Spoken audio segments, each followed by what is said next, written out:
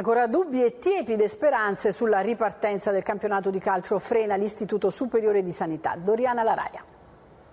Emozioni e sentimento, ma anche razionalità e giudizio. Il mondo del pallone italico è preda di questa dicotomia che torna come un ritornello.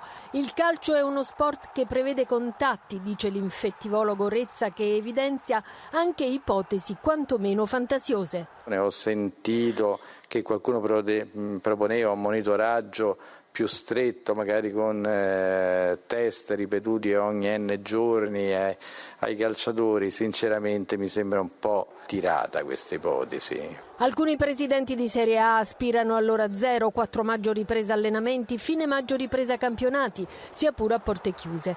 Ma la priorità resta la sicurezza, né si può pensare a tamponi continui ai calciatori quando i test servono come il pane in altri contesti ben più problematici. Anche il calcio europeo è fermo, Champions ed Europa League dovrebbero ricominciare dopo la conclusione dei tornei nazionali. Il 23 aprile l'UEFA si riunisce per affrontare l'argomento quanto mai spinoso.